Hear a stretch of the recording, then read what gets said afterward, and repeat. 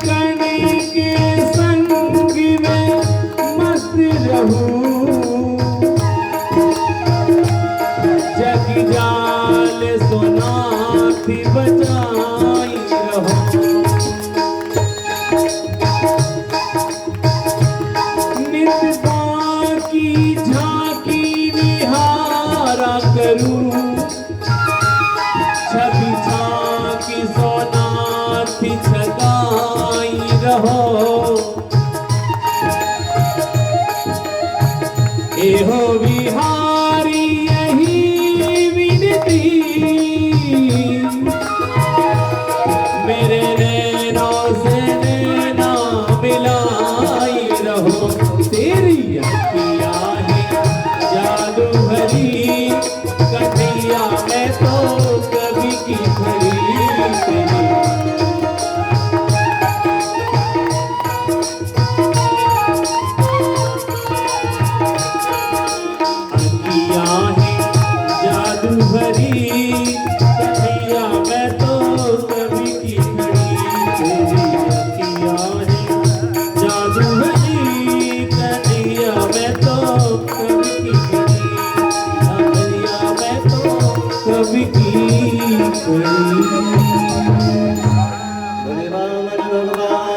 तेरी जय जय श्री राधे। माता अदिति ने भगवान को कौपीन पहनाई और गुरुदेव बृहस्पति ने आकर के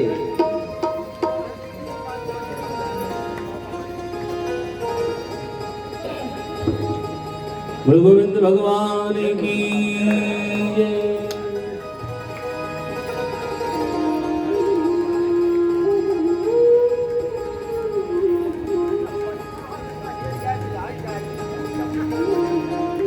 गुरुदेव बृहस्पति ने आकर के भगवान का यज्ञोपवीत संस्कार करवाया।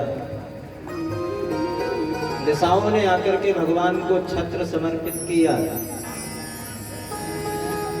यज्ञोपवीत संस्कार होने के पश्चात जो भी भिक्षा प्राप्त हुई, भगवान वामन जब गुरुदेव के पास गए और कहा गुरुदेव ये भिक्षा हमें मिली है, आप इसे ग्रहण करो। बृहस्पति जी ने कहा देखो इतनी थोड़ी सी भिक्षा में हमारा काम नहीं चलने वाला। अगर तुम भिक्षा ला करके देना ही चाहते हो तो इस समय त्रिलोकी के राजा बलि हैं और उनके यहाँ यज्ञ पर यज्ञ चल रहा है, तुम जाकर के उन्हीं से त्रिलोकी की भिक्षा मांग करके मुझे ला करके समर्पित करो। भगवान वामन ने कहा ठीक है महाराज, जैसी आपकी आज्ञा हो। और भगवान वामन छोटे छोटे चरण, छोटी छोटी चरण पादुका, हाथ में कमंडल लिए हुए, छत्र साथ में, और जब राजा बलि के जिस जगह पर यज्ञ चल रहा था जब वहां पहुंचे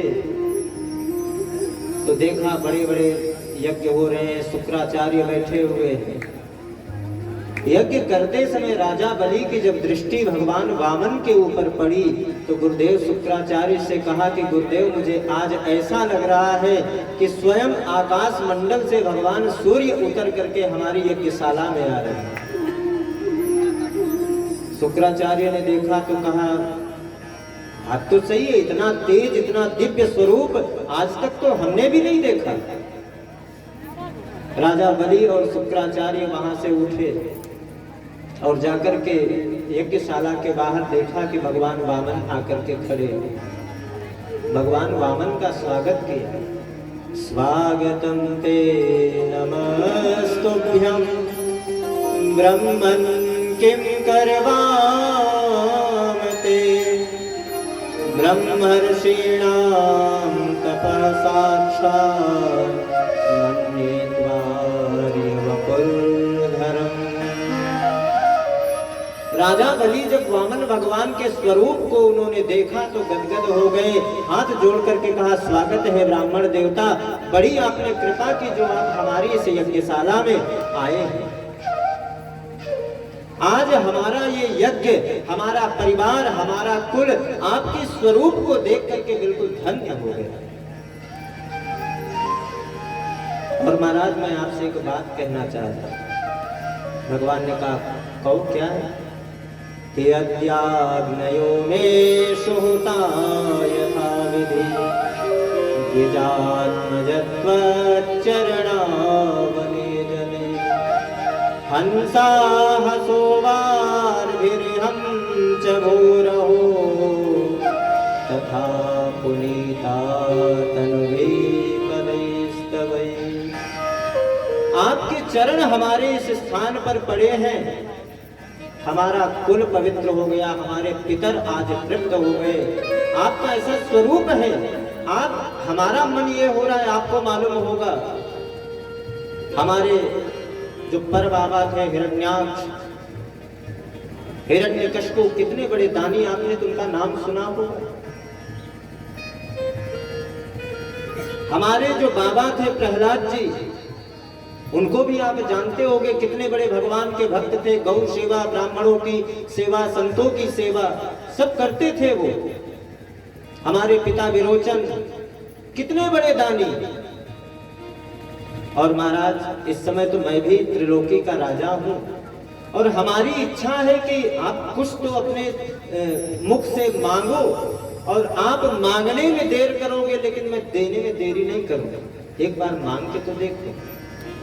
राजा बलि ने कहा महाराज गाम कांचनम गुणवद्धाम मृष्टम तथा न पेयमुतवा विप्रकन्या ग्रामान् समृद्धान् स्तुर्गान् गजान् वा रथांस्तथा हल्तम संप्रतीक्षति। महाराज अगर आपके लिए रहने की व्यवस्था ना हो तो 2, 4, 10, 20, 50 गांव में आपको दे दूं। अगर आपके पास में गौवे ना हो तो मैं आपको गौओं की व्यवस्था कर दूं। अगर आपका अभी तक विवाह ना हुआ हो तो मैं किसी ब्राह्मण कन्या को देख करके आपका विवाह भी करवा दूंगा। लेकिन आप मांगो तो सही, मांगो आप, क्या चाहिए आपको? भगवान धीरे धीरे माला कर रहे थे, कुछ बोल नहीं रहे थे। शुक्राचार्य से राजा बलि ने कहा, गुरुदेव इतनी देर से मैं इनसे प्रार्थना कर रहा हूं कि ये कुछ मांगे, ये तो कुछ मांगते ही नहीं। शुक्राचार्य ने कहा, देख नहीं रहे हो माला इनकी चल रही है, भाई माला हो रही तो बीच में कैसे ये बोलेंगे? भगवान की जब माला पूरी हुई तो भगवान ने कहा, महाराज आपके जो पूर्वज थे बड़े दानी थे, हमने सुना हिरण्याक्ष महाराज ने वाराह भगवान को अपने प्राण भी दे दिए, हिरण्यकशिपु ने नरसिंह को अपने प्राण त्याग दिए, राजा विरोचन इतने दानी, प्रहलाद जी इतने भगवान के भक्त, तो आप तो त्रिलोकी के राजा हो, फिर आप अगर दान की बात करते हो तो कौन सी बहुत बड़ी बात है। और महाराज मैं एक बात आपसे बताऊंगा, मैंने आज तक किसी से कुछ लिया नहीं, तो मैं आपसे कैसे ले सकता हूं? राजा बलि ने कहा, महाराज हमारी यज्ञशाला में आए हो आप, तो बिना लिए हुए यहाँ से आप कैसे जा सकते हो? वापस नहीं जा सकते, कुछ ना तो कुछ आपको मांगना ही पड़ेगा, कुछ तो ले लो आप। भगवान ने कहा, देखो अब आज तुम कहते हो कि 2 4 10 20 50 गांव ले लो, क्या करूंगा मैं गांव लेकर? भाई आज आप गांव दे दोगे, रहने की हमारी व्यवस्था हो जाएगी, फिर आप कह रहे हो कि आपका विवाह भी करा दूंगा, चलो हमारा विवाह भी हो गया, फिर हमारे घर में बाल गोपाल भी होंगे, फिर उनके खाने की व्यवस्था, पढ़ने की व्यवस्था सब होगी, तो कौन करेगा? राजा बलि ने कहा, महाराज उसकी चिंता मत करो, आप सारी व्यवस्था मैं करूंगा, सिर्फ अब आप हाँ कर दो कि मुझे चाहिए।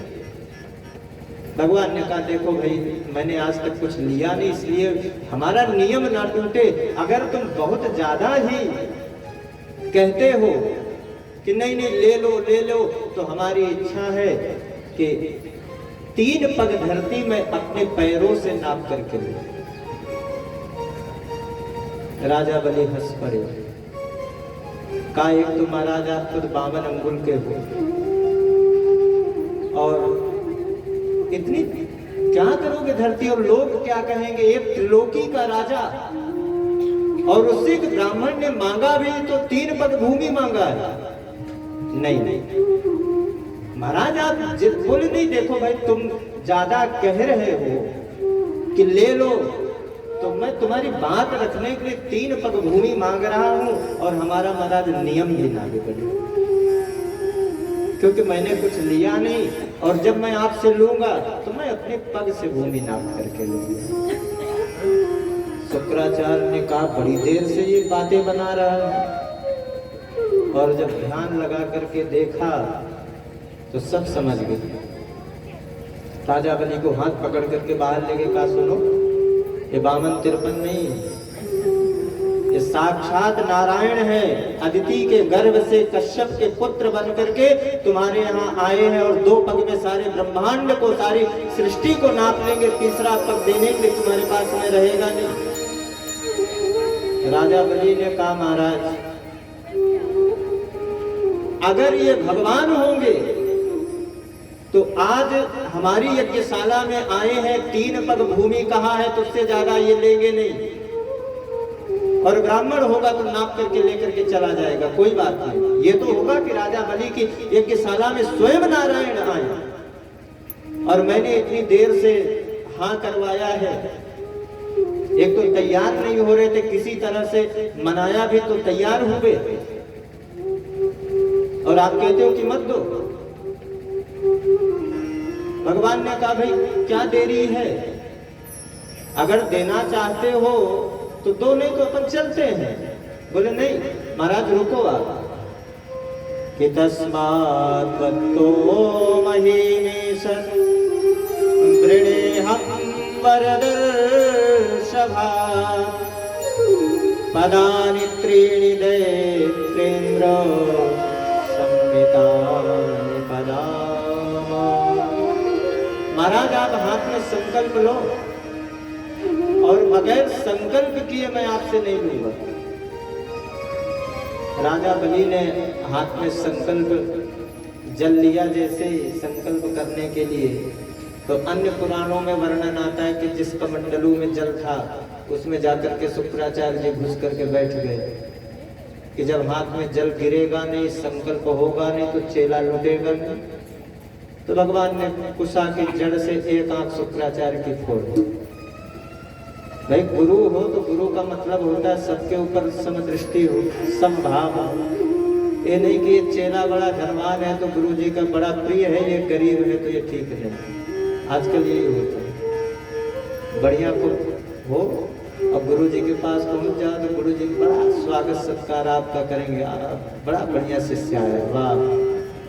लेकिन कोई गरीब आया, चलो बैठो यहाँ साफ सफाई करो, ऐसा करो वैसा करो, चेला बेचारा चलो। तो गुरु का काम होता है समदृष्टि, सारे उसके लिए शिष्य एक बराबर है। शुक्राचार्य के एकांत गोविंदाय नमः। बोले भाई आप गुरु हो और ऐसा कर रहे हो। शुक्राचार्य ने समझाया राजा बलि को, स्त्री सुनर्न विवाहे च वृत्यर्थे प्राण संकटे गो ब्राह्मणार्थे हिंसाया नानकं स्यात् जुगुप्सितम्।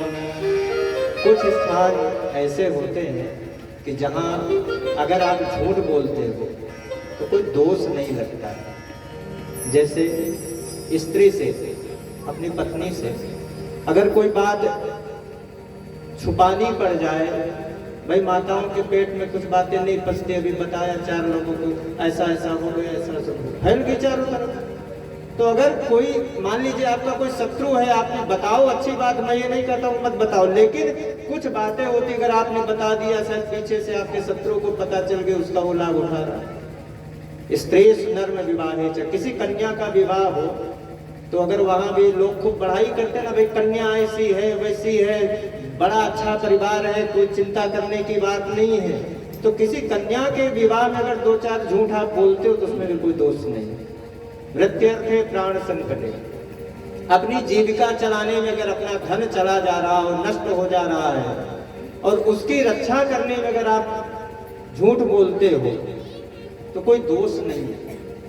प्राण आपका संकट में पड़ा हो, कहीं आप ऐसी जगह फंस गए हो कि लगता है हमारे प्राण निकल ही जाएंगे, बड़े आप अगर सत्यवादी भी बनते हो तो सोचते हो कि अगर हो गया कुछ तो क्या करेंगे, ऐसे सत्य बोलने से मतलब क्या निकला। अगर झूठ बोलने से आपका प्राण बच जाए तो कोई दोष नहीं है। शुक्राचार्य ने कहा इनको भेज दो, फिर और कभी आएंगे, फिर दे देंगे दान, कोई बात नहीं है। लेकिन जब नहीं माने, संकल्प हुआ, और जब संकल्प पूर्ण हुआ, जैसे जल छोड़ा, भगवान वामन ने कहा भाई संकल्प हो गया। राजा बलि ने कहा अब आप अपने पद से भूमि को नाप लो, और भगवान ने इतना विराट स्वरूप बढ़ाया, बोले विराट भगवान की। और भगवान ने जब विराट स्वरूप को बढ़ाया तो एक पग से सारे ब्रह्मांड लोक को नाप लिया, अतल वितल सुतल भूर लोक भूर लोक स्वर लोक, सारे 7 लोकों को नाप लिया। और जब भगवान का चरण ब्रह्मांड कटाह का भेदन करके ऊपर पहुंचा तो ऊपर से वही जल भगवान के नख पर आया, ब्रह्मा जी ने अपने कमंडल में रखा और उसी जल से भगवान के चरणों को धुला। 2 पग से सारे 3 लोकों को भगवान ने नाप लिया। और भगवान ने कहा महाराज अब एक बात बताओ, 2 ही पग में तो सब कुछ पूर्ण हो गया, अब तीसरा मैं कहाँ रखूं? राजा बलि ने कहा महाराज ये बताओ, संपत्ति बड़ी होती है कि संपत्ति का मालिक बड़ा होता है? भगवान ने कहा संपत्ति का जो मालिक होता है वो बड़ा होता है। तो आपने हमारी संपत्ति का हरण किया, ना कि मुझे नहीं, अभी तो मैं हूं। और एक प्रभु निवेदन है, यदुत्तम श्लोक भवान ममेरितम वचो व्यलीकं सुरवर्य मन्यते करोमृतं तन्न भवेत् प्रलम्बितम्। लंघनम पदं तृतीयं कुरु मे। हे प्रभु, आप अगर तीसरा चरण रखना ही चाहते तो आप हमारे मस्तक पर रख लें। और भगवान ने राजा बलि के मस्तक पर अपना चरण रख दिया और राजा बलि के सामने भगवान फिर अपने उसी स्वरूप में आ गए और भगवान ने कहा, महाराज मैं तुमसे बहुत प्रसन्न हूं, मांगो तुम क्या चाहते हो मुझसे। राजा बलि ने कहा, भगवान अब जब मेरा कुछ रहा ही नहीं तो मैं फिर से मांग करके दान की हुई वस्तु को मैं वापस लेकर के करूंगा क्या। भगवान ने कहा, नहीं, अगर आज मुझे इंद्र से युद्ध भी करना पड़े, मैंने तुम्हारे त्रिलोकी का राज ले लिया, अगर इंद्र से युद्ध भी करना पड़ा तो मैं इंद्र से युद्ध करके पुनः ये त्रिलोकी का राज्य तुम्हें समर्पित कर दूंगा, बताओ तुम्हें क्या चाहिए। राजा बलि ने कहा, भगवान मेरी एक इच्छा है, अगर आप उसे पूर्ण करना चाहो तो बताएं। भगवान ने कहा, क्या चाहते हो। राजा बलि ने कहा, भाई मैं अपने घर से जब भी निकलूं तो आपका ही दर्शन हो मुझे। भगवान ने कहा, यानी तुम्हारा दर्शन। तो दर्शन देने का मतलब ये है कि द्वार पर मुझे खड़ा होना पड़ेगा द्वारपाल बन करके। अब पता नहीं आप किस द्वार से निकल रहे, उसी द्वार पर मुझे उपस्थित होना पड़ेगा। तो राजा बलि ने कहा, महाराज यही मैं चाहता हूं कि मैं जिस भी द्वार से निकलूं हमेशा आपका ही दर्शन पाऊं। भगवान वामन जो है राजा बलि के यहाँ आकर के रह गए और नारायण के रूप में पुनः वैकुंठ को प्रस्थान कर गए और त्रिलोकी का जो राज्य था वो राजा बलि के माध्यम से महाराज इंद्र को फिर से वापस मिल गए। अब लक्ष्मी जी को पता चला कि प्रभु तो आए ही नहीं हमारे। लक्ष्मी जी ने सोचा कि इनको लाऊं कैसे, तो राजा बलि के पास में गई, बहन बन करके कहा, महाराज इन्हीं को हमें दे दो और तो कुछ नहीं चाहिए। तो राजा बलि के यहाँ से माता लक्ष्मी फिर वामन के रूप में लेकर के वापस वैकुंठ आए। और जब लक्ष्मी जी वापस लेकर के वामन भगवान को आई, बड़े प्रेम से सब रहने लगे। इसी अष्टम स्कंध में, इसी मनवंतर में भगवान ने मत्स्य रूप धारण किया। सत्यव्रत नाम के राजा थे और रोज स्नान करने जाएं तो एक दिन स्नान करके भगवान सूर्य को अर्घ दे रहे थे तो उनके अंजलि में एक छोटी सी मछली आई और जब मछली आई तो जल छोड़ने जैसे ही जा रहे तो मछली ने कहा, महाराज मेरी रक्षा करो, अगर आप फिर से इसी जल में मुझे छोड़ दोगे तो बड़े बड़े जो जीव जंतु हैं वो मुझे खा डालेंगे। आप राजा हो और राजा का कर्तव्य है कि रक्षा करना। तो उस मछली को राजा घर लाए और एक पात्र में, छोटे से पात्र में मछली को रखा और धीरे धीरे देखते देखते वो मछली बड़ी हुई। आवाज लगाई, मछली ने कहा, महाराज अब ये तो पात्र हमारे लिए छोटा पड़ रहा है और बड़ी आप व्यवस्था करो। राजा ने और बड़े पात्र में रखा, देखते देखते फिर और मछली और बड़ी हो गई। वहीं पर एक बड़ा सरोवर था, उसमें रख दिया, फिर देखते देखते मछली बढ़ती चली गई। राजा से मछली ने कहा, महाराज अब तो यहाँ रहने योग्य हमारी व्यवस्था नहीं हो सकती, आप मुझे ले चल करके समुद्र में छोड़ दो। राजा सत्यव्रत ने उस मछली को लेकर के आए और समुद्र में जब छोड़ा तो भगवान जो है मत्स्य रूप में राजा सत्यव्रत के सामने प्रकट हुए और कहा कि कुछ दिनों पश्चात इस पृथ्वी का प्रलय हो जाए और जब प्रलय होगा तो एक नौका पर तुम सारी कुछ अपने प्रजा को लेकर के, कुछ सामग्रियों को लेकर के नौका में सवार हो जाना और फिर मैं तुम्हें जो है भ्रमण कराती रहूंगी। समय आने पर फिर से इस सृष्टि का संचार होगा।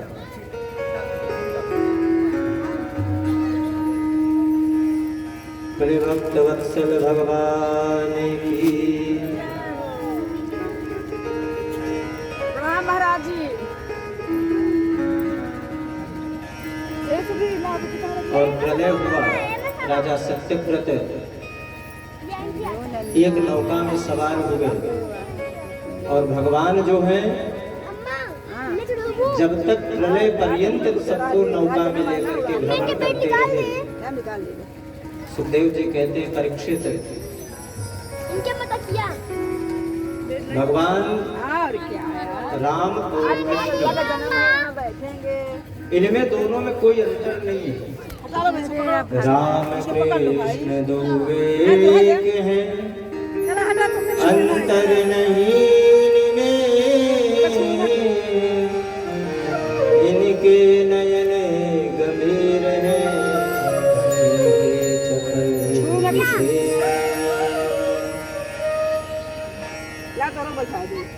कृष्ण कथा सुनाने से पहले भगवान सुखदेव ने 2 अध्यायों में सूर्य वंश का वर्णन किया,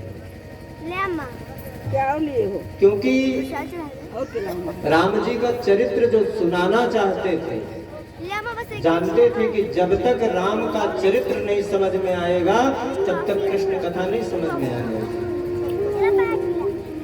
क्योंकि कृष्ण कथा ऐसी है कि समझ में आएगी ही नहीं। इसलिए सुखदेव जी ने राजा परीक्षित को 2 अध्यायों में रामचरित्र का वर्णन किया। कृष्ण नाम, जब कृष्ण का नाम लें तो बड़ा टेढ़ा नाम है, हर कोई नहीं बोल पाता, बोलते किशन। कृष्ण नाम जो है बड़ा टेढ़ा है और राम जी का नाम बिल्कुल सीधा सा है, राम। तो इनका जो नाम है, नाम के अनुसार ही सारे काम भी बड़े टेढ़े थे। तो जब टेढ़ा काम है तो समझ में नहीं आएगा। तो इसलिए महाराज परीक्षित ने जो कथा सुनाई राम कथा की मर्यादा रूप में, राम जी कौन है? मर्यादा पुरुषोत्तम। तो ब्रह्मा के पुत्र है मरीच, और मरीच के कश्यप, और कश्यप के पुत्र हुए सूर्य। इन्हीं को हम आप विवस्वान कहते हैं। तो इन्हीं के वंश में आगे चल करके वैवस्वत मनु हुए, और वैवस्वत मनु के यहाँ ही सरियाती नाम के राजा है। सरियाती महाराज की एक पुत्री थी जिसका नाम था सुकन्या। एक बार अपने सखियों के साथ वन में भ्रमण करने के लिए गई तो देखा कि एक बड़ा सा मिट्टी का ढेर लगा हुआ था, और उस मिट्टी के ढेर से 2 दिव्य प्रकाश निकल रहे थे, ज्योत निकल रही थी। सुकन्या ने सोचा कि शायद कुछ होगा, एक लकड़ी उठाई और जहां से प्रकाश निकल रहा था उसी में उसने लकड़ी को जैसे ही डाला तो वहां से रक्त निकलना प्रारंभ हुआ। तो सुकन्या डर गई कि लगता है इसमें पता नहीं क्या है, और जब मिट्टी का ढेर हटाया तो उसमें महात्मा जी बैठे थे।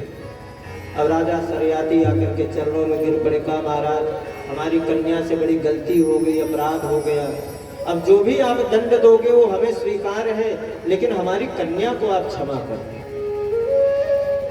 तो च्यवन मुनि ने कहा महाराज अब तो हमारी आंखें भी चली गई, अब हम किसके सहारे यहाँ रहेंगे।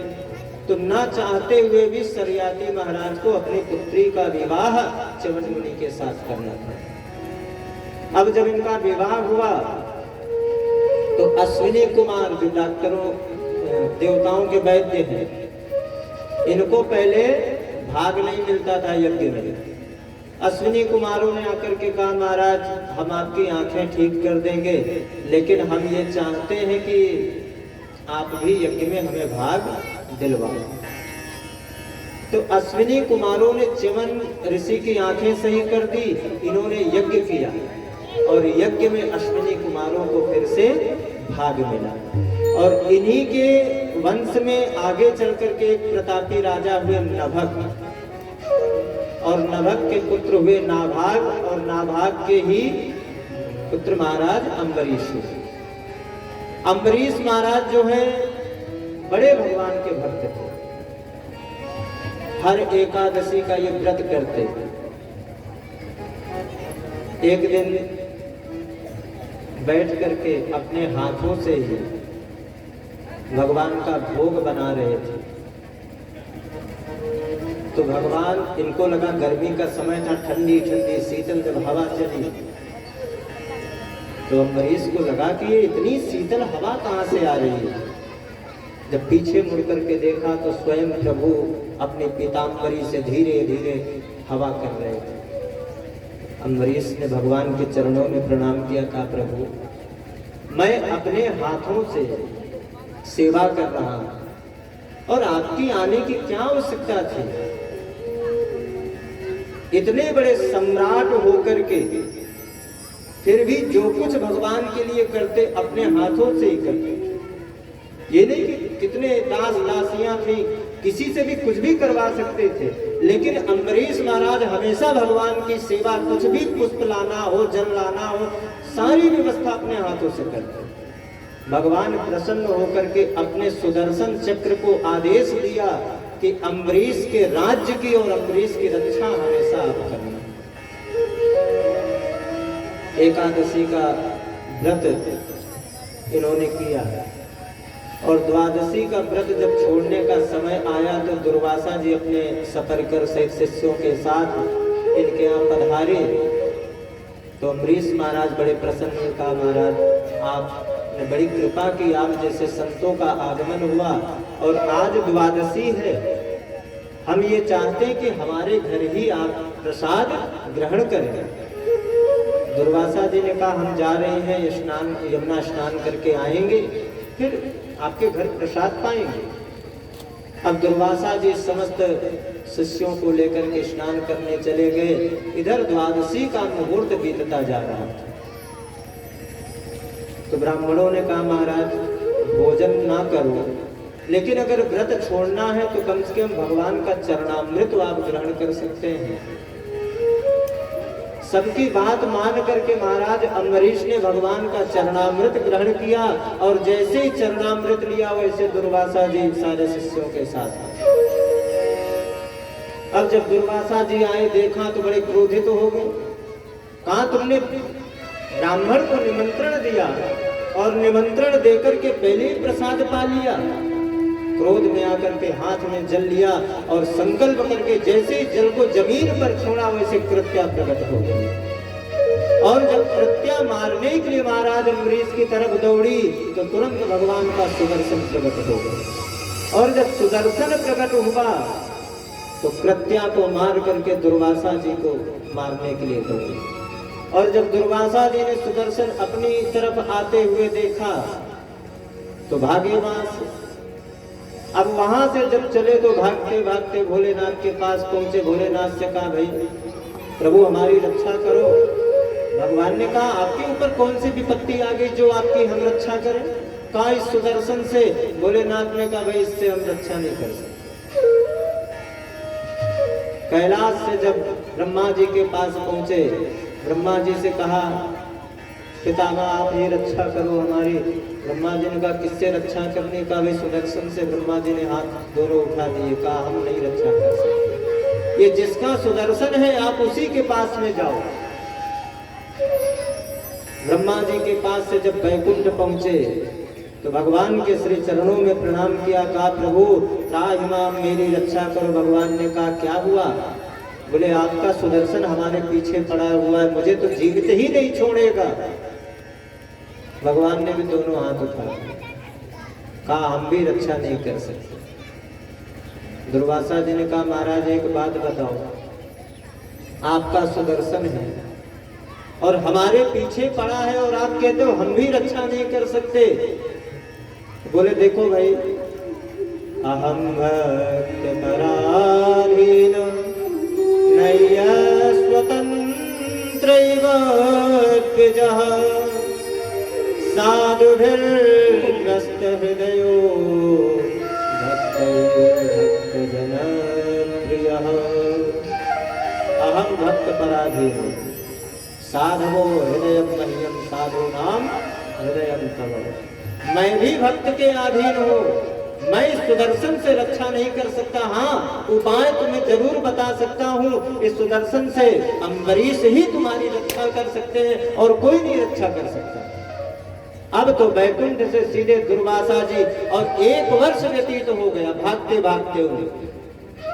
किसी देवता के अंदर ये सामर्थ्य नहीं थी कि उस सुदर्शन से उनकी रक्षा कर सके। भागते भागते आए और अम्बरीश महाराज के चरणों में गिर पड़े। तो कहा, महाराज ये क्या कर रहे हो? अरे आप हमारे ब्राह्मण हो, संत हो। तुरंत उठाया और हृदय से लगा लिया। सुदर्शन से हाथ जोड़ करके प्रार्थना की। कहा, आज तक जीवन भर मैंने जो भी सत्कर्म किया हो, साधु संतों की सेवा की हो, ब्राह्मणों की सेवा की हो, भगवान की चरणों की सेवा की है, वो सारा जो भी पुण्य हो वो आप ले लो, लेकिन दुर्वासा जी को छोड़ो। सुदर्शन वहीं पर शांत हो गया और दुर्वासा जी ने कहा, महाराज बड़ा अपराध हो गया मुझसे। तो अम्बरीश महाराज ने कहा, प्रभु अब तो चल करके आप भोजन ग्रहण कर लो। अम्बरीश महाराज ने कहा, 1 वर्ष हो गए, अभी तक आपकी मैं प्रतीक्षा में उसी तरह खड़ा हूं। तो भगवान जिसके ऊपर कृपा करे। सुदर्शन वापस लौट करके चला गया। दुर्वासा जी प्रसाद ग्रहण करके प्रस्थान कर गए। इन्हीं के वंश में आगे चल करके हरिश्चंद्र इत्यादि हुए भगीरथ, जिन्होंने गंगा जी को इस धराधाम पर लाया। और भगीरथ के वंश में बड़े पराक्रम राजा हुए महाराज खड़वांग। खड़वांग के दीर्घबाहु, दीर्घबाहु के रघु, रघु के अज, और अज के महाराज दशरथ। दशरथ महाराज भी चक्रवर्ती सम्राट थे। कोई संतान नहीं थी। एक बार जो है गुरुदेव वशिष्ठ के पास दशरथ जी महाराज गए और दशरथ जी ने गुरुदेव से प्रार्थना की कि कहा, महाराज हमारे घर में कोई संतान नहीं है, लगता है कि हमारा जो राज्य है ये ऐसे ही चला जाएगा। एक बार भूपति माही भेगिलानी मोरे सुत नहीं। एक बार भूपति माही भेगिलानी मोरे सुत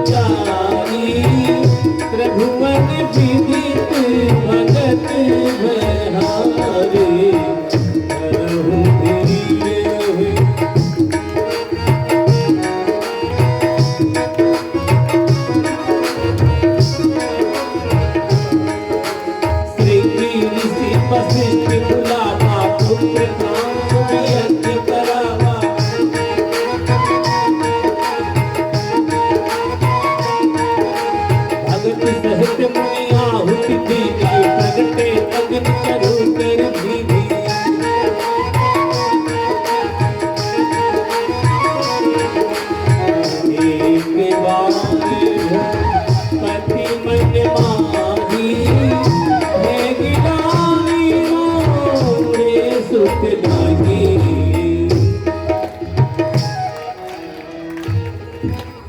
जाकर के जब दशरथ जी ने सारा बताया, सप्तशृंगी ऋषि को बुला करके पुत्र कामेष्ट यज्ञ करवाया और अग्निदेव चरु को लेकर के प्रकट हुए।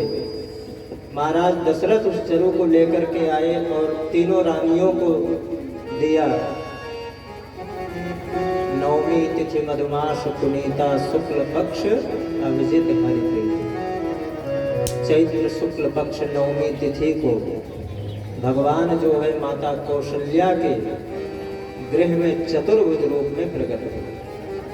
सशंख चक्रम सकिरीटकुंडलम सपीत वस्त्रम सरसीरुहेक्षणम सहार वक्षस्थल कौस्तुभश्रियम नमामि विष्णुं शिरसा चतुर्भुजम्। शंख चक्र गदा पद्म धारण किए चतुर्भुज रूप में जब नारायण को माता कौशल्या ने देखा तो माता कौशल्या ने कहा, प्रभु हम तो आपको पुत्र बनकर के आने के लिए कहा था, आप तो पिताजी बनकर के आए हो। अरे चतुर्भुज रूप में आप आए हैं तो भगवान ने कहा, माता आपने ही तो कहा था कि चाहो तुम्हें समान, तो तुम्हारे जैसा सारे त्रिलोकी में हमने अपने जैसा देखा, कोई मिला नहीं, तो हमने सोचा कि इसी तरह चलते हैं। तो बालक छोटा होना चाहिए, तो माता कौशल्या के कहने पर भगवान छोटे से बालक बन गए। और जब छोटे से बालक बने तो माता कौशल्या ने कहा, पता भी तो सबको होना चाहिए कि भाई इनके घर में बालक हुआ है। तो भगवान रोना भी प्रारंभ कर दिए कि माता पुनि बोली सोमति डोली तजहु तात यह रूपा की जैसी सुनीला अति प्रिय शीला यह सुख परम अनुरूपा। भगवान जो है जब रुदन करने लगे, दासियों को पता चला, महाराज दशरथ जी को जाकर के जब समाचार सुनाया तो दशरथ जी भी बड़े प्रसन्न हुए। एक नहीं, दो नहीं, चार पुत्र हुए। जन्म लियो मेरे रघुराई अवधपुरी में बहार